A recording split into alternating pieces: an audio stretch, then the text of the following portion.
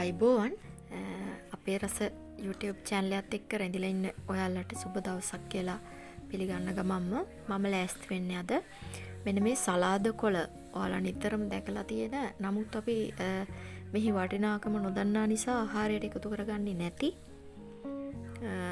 කොළ වර්ගය පාවිච්චි කරලා ඒ වගේම පිපිඤ්ඤා තක්කාලි සහ මෙතන මම අරගෙන තියෙනවා තව තඹපු බිත්තරයක් ඒ වගේම ලුණු ගෙඩියක් කැරට් සහ බීට්ටලයක් මෙන්න මේවා පාවිච්චි කරලා ඒ වගේම දෙහි කැබැල්ලක් ලුණු ගම්මිරිස් මේ වගේ දේවල් පාවිච්චි කරලා කොහොමද සලාද හදාගන්නේ කියලා. සලාද කොළ ඉතින් අපිට නිකන් කන්න ටිකක් අපහසු නිසා මම මෙතන තව yellow pepper මාළු මිරිස් කාරලකුත් පාවිච්චි කරනවා.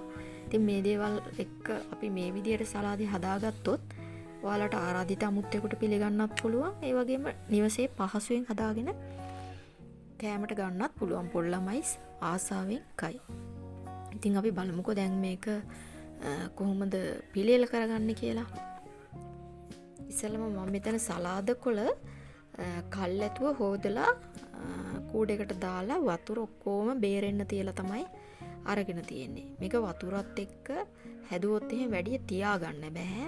වතුර බේරෙන නිසා. ඒ නිසා මේ එළවලු හැම එකක්ම මම කපලා ඉස්සෙල්ලා භාජනයකට දාලා තිබ්බා වතුර බේරෙන්න. ඊට පස්සේ මම පළවෙනියටම පිපිඤ්ඤා පෙති මේ විදිහට කපා ගන්නවා. ඉතින් මං කියපු එළවලු හැම එකක්ම මේ විදිහට කපා ගන්න ඕනේ. හීනි මහත අඩු පෙති කපා ගන්න.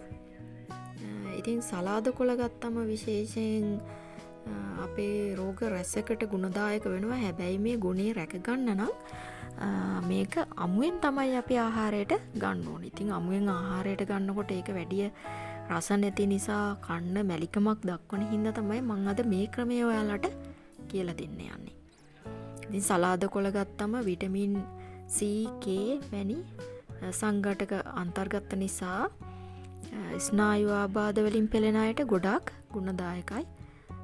ස්නායු පද්ධතිය ආරක්ෂා කරන විශේෂ හැකියාවක් තියෙනවා මේ සලාද කොළවල. ඒ වගේම කැල්සියම් යකට ප්‍රෝටීනුත් බහුලයි. පොටෑසියම් ප්‍රමාණය මෙහි අඩංගු බැලුවොත් එහෙම අපි 217ක් වගේ තියෙනවා. ඉතින් ඒ නිසා සලාද කොළයක් ඔයාලා බත් කන ගමන් මේ විදිහට හදලා තියාගෙන ආහාරයට ගත්තොත් මේ පිපිඤ්ඤාවලත් ඒ වගේම ගුණ තියෙනවනේ. කැරට් මං හැම එළවලුවක්ම මෙතන අමුයෙන් පහසුවෙන් කන්න පුළුවන් විදිය තමයි ඔයාලට කියලා දෙන්නේ. ඉතින් මේ හැම සංඝටකයක්ම පෝෂණ සංඝටකයක්ම අපිට පහසුවෙන් ලබා ගන්න පුළුවන්. ඒ වගේම කොලෙස්ටරෝල් අඩු කිරීම නිසා දියවැඩියා රෝගීන්ටත් සලාද කොළ නිතර ආහාරයට ගන්නවා නම් ගොඩාක්ම ගුණදායකයි. අපි නොදන්න දේවල් ගොඩාක් අන්තර්ගත පලා වර්ගයක් තමයි මේ සලාද කොළ කියන්නේ. ඒක පහසුවෙන් ඕගොල්ලෝ ගෙදරත් වගා කරගන්න පුළුවන්. වෙළඳපළෙනුත් ගන්න පුළුවන්. දැන් මම කපාගත්ත ගොඩක් දේවල්. ඒ අතර දැන් මම කැරට් පිටිත් කපාගත්තා. ඉතින් ඔයාලා දකින්න ඇති මම මේ හැම එකක්ම කපලා පෙති වෙන වෙනම තියාගත්තා. හැබැයි මම බීට්ටලය මේ එළවලු ගොඩේ තියාගත්තේ නෑ. ඒක වෙනමම තමයි තියාගත්තේ. මොකද ඒකේ කලර් එක නැත්තම් වර්ණය අනිත් ඒ වගේ තැවරුනොත් එහෙම ඒක හරි අවලස්සනයි. ඒ නිසා ඒක වෙනම තියාගත්තේ. දැන් මෙතන පිපිඤ්ඤා, කැරට් සහ ලුණු කපාගත්තා. ඊළඟට මම මේ yellow pepper එකත් මේ විදිහට පෙති කපා ගන්නවා. ඉතින් ඔයාලට මේක ටිකක් මිලෙන් අධිකයි. නමුත් මේක විශේෂ අවස්ථාවකට සැරසිල්ලක් විදිහට පාවිච්චි කරන්න පුළුවන්. නැත්තම් ඔයාලට මේකට නිකන් මාළු මිරිස් කරලක් වුණත් කපලා ගන්න පුළුවන්. සැර තියෙන නිසා දැන් මම ගත්තේ yellow pepper එක මේ විදිහට රවුම් කැපුවා. ඒකත් මම පිඟානේ පැත්තකින් තියා ගන්නවා. මේ විදිහට ඔයාලා මේව කපලා තියාගෙන කෑම කන්න ළඟ අවස්ථාවක මේක හදා ගන්න ඕන නම් තමයි හොඳ. ඉස්සෙල්ලා හදලා තිබ්බොත් එහෙම අර වතුර එකතු වෙනවා වගේ මේක රස නැති වෙනවා. ඒ හින්දා මේ විදිහට තියාගන්න වෙන වෙනම. ඊළඟට තක්කාලිත් මම මේ විදිහට කුඩා පෙති වලට කපා ගන්නවා. මේකට හොඳට කැපෙන පිහියක් පාවිච්චි කරන්න තක්කාලි කපනකොට. මොකද නැත්තම් පොඩි වෙන්න පුළුවන්. ඒවත් පෙති විදිහට කපා ගන්න. කපලා පැත්තකින් තියාගන්න.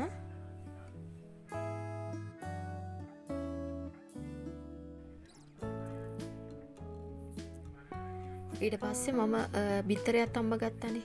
ඒකත් මේ විදිහට කුඩා පෙති වලට කපා ගන්නවා. ස්ලයිසස් වලට කපා ගන්න. මේක ප්‍රවේශමෙන් කපා ගන්න ඕනේ, නැත්නම් කහමඳය වෙන් වෙනවා. ඉතින් ඒ හින්දා පරිස්සමෙන් කපා ගන්න පෙති. කපලා ඒකත් වෙන වෙනම තියාගන්න.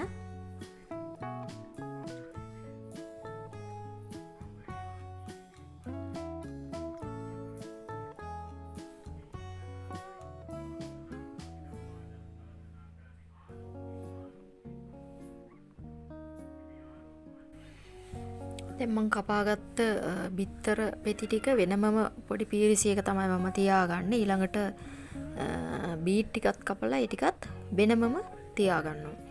තියාගෙන ඊළඟට සලාද් එක හදන විදිය බලමු කොහොමද හදන්නේ කියලා. ඉතින් මම මේක දැන් හැදුවට ඔයාලට මේක මේ විදිහට වෙන වෙනම කපලා තියාගෙන කෑම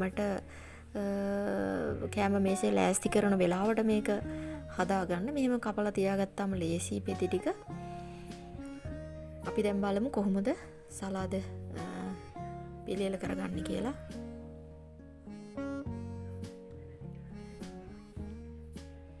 මේ බීට්ටලේ මම අරගෙන තියෙන්නේ බාගෙට තම්බලා. බීට්ටලයක් පොතු පිටින් හොඳට හොදලා වතුර ටිකක් දාලා විනාඩි 6ක් විතර තම්බ ගන්න. බාගෙට තම්බගත්ත බීට්ටලයක් තමයි මේ පෙති විදිහට කපාගත්තේ. අමු එකක් එහෙම නෙවෙයි. බාගෙට තම්බ ගන්න මතක තියාගන්න. ගොඩක් තම්බන්න යන්න එපා. එතකොට බෙරි වෙනවනේ. බාගෙට තම්බ ගන්න. දැන් මේ මං ඔක්කොම කපලා ලෑස්ති කරගත්තා. මෙතන තව දෙහි ගම්මිරිස් සහ ලුණු කුඩු මම අරගෙන තියෙනවා. දැන් අපි බලමු කොහොමද මේක හදන්නේ කියලා. ඉස්සලම සෝදලා වේලෙලා වතුර බැස්ස සලාද කොලයක් මේ විදිහට ගන්න. අරගෙන ඒක හොඳට දිගෑරෙන්න තියලා ඊට පස්සේ මේ හදන පිළිවෙලට ඔයාලට සලාද එක හදා ගන්න පුළුවන්.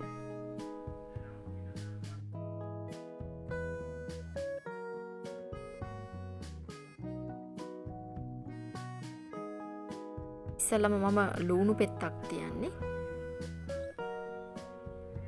ඊළඟට මාළු මිරිස්, එහෙම නැත්නම් yellow pepper පෙත්ත, ඊළඟට පිපිඤ්ඤා පෙත්තක් තියෙනවා. ඊළඟට බීට් පෙත්තකුත්. මේ වගේ ප්‍රමාණය අනුව කැරට් තියෙනවා. ප්‍රමාණය අනුව ඉහළට තියාගෙන ඉන්න. ඒ කියන්නේ අපි ප්‍රමාණයෙන් ලොකුම ලුණු පෙත්ත නිසා අපි ලුණු එක යටටම තිබ්බා. ඒ වගේ ප්‍රමාණය අනුව උඩට කොට ගසා ගන්න, නැත්තම් පෙරලෙන්න පුළුවන්. දැන් මේ විදිහට තමයි මං හැදුවේ.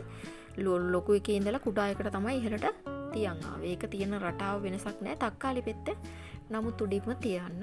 ඒකට අපි ලුණු ගම්මිරිස් දා ගන්න ලේසි නිසා තක්කාලි පෙත්ත ඉහළින්ම තියාගන්න. දැන් මේ තියෙන්නේ මම පිළියෙල කරපු සලාද එක. මේකට දැන් ඊළඟට කරන්නේ ලුණු කුඩු ටිකකුත් දාගන්න. ඊළඟට ගම්මිරිස් කුඩු ටිකක්,